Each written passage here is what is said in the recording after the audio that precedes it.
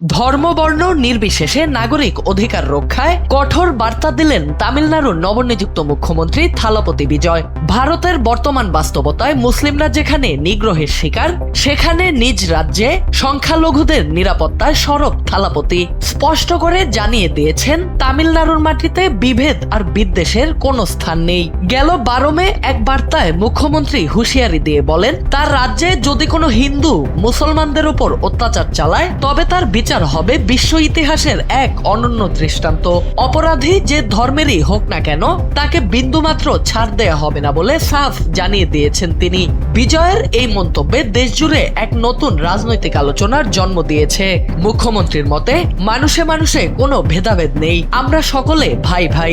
মুসলমানদের প্রতি তার এমন আন্তরিক অবস্থান নজর কেড়েছে সকলের। তিনি মনে করিয়ে দেন, প্রত্যেক নাগরিকের অধিকার সমান এবং সেই অধিকার রক্ষা করা সরকারের প্রধান দায়িত্ব। সাম্প্রদায়িক সম্প্রীতি বজায় রাখাই এখন তার শাসনের অন্যতম মূল মন্ত্র।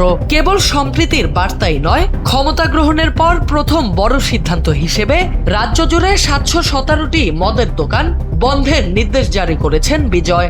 মুখ্যমন্ত্রীর এই নির্দেশ অনুযায়ী তামিলনাড়ু স্টেট মার্কেটিং কর্পোরেশন পরিচালিত এই দোকানগুলো অবিলম্বে সরিয়ে নেওয়া হবে। মূলত বিভিন্ন মন্দির, মসজিদ, গির্জা, শিক্ষা প্রতিষ্ঠান কিংবা বাস স্ট্যান্ডের কাছাকাছি এলাকায় অবস্থান ছিল এই দোকানগুলোর।